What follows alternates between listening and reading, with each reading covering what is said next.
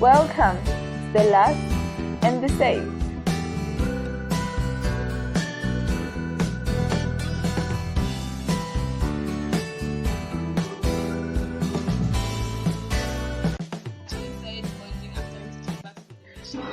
And she started opening up to me about her own issues, and I opened up to her about my issues.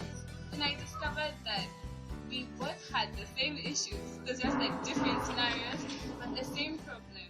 Then I approached Ruth one day and I told her, let's start our own page, because the world needs to know our story, like how we encountered a God who's not just spiritual but who's also a practical God. And that's how the last and saved was born.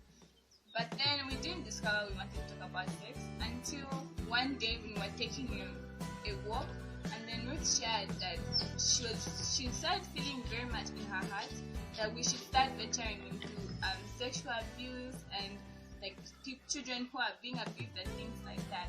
At that point, I wasn't really taking her seriously. I was like, no, that's not part of our mission. We're just supposed to be practical Christians. So I brushed it at the back of my mind. And later that time, Ruth and I started feeling like we really want to develop a close relationship with God. So what we did was we made some sort of a vow where in the next year to come, we'll just be completely devoted to God, like as many possible. Alright. So Ruth and I just made this vow, like we're going to be as close to God and as dedicated to Him as much as we can.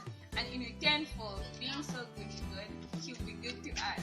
Okay, it sounds so far-fetched, but like God has really been good to us, even though we did Him this year and we weren't as committed as we thought we would be this year.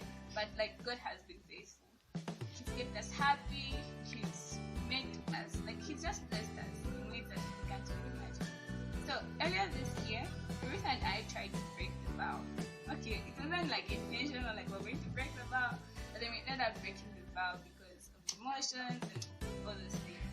So we did something that we agreed not to break the vow, and then surprisingly, those things never worked out because it wasn't God's plan. Like we had already set something in motion with God, and He was just like, no, guys, we already talked about it last year, so whatever you want to do is still working out this year. And for real, it hasn't worked out. Then Ruth and I came together and we analyzed our life. We were like, wait, why is it that the problems that we both have all have to do with the same specific area? Like it's always something to do with sex or dating or relationships. Why is that? And then I jokingly told Ruth, like, I remember this day, I jokingly told her, maybe God is calling us to talk about sex.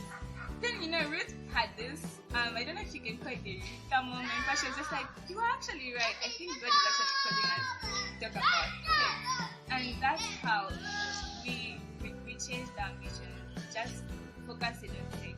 Because we feel like if there's something that the devil is using to capture the youth of today, it's really issues to do with dating, sex, and marriage, because whatever the church is not talking about today, the devil is talking about.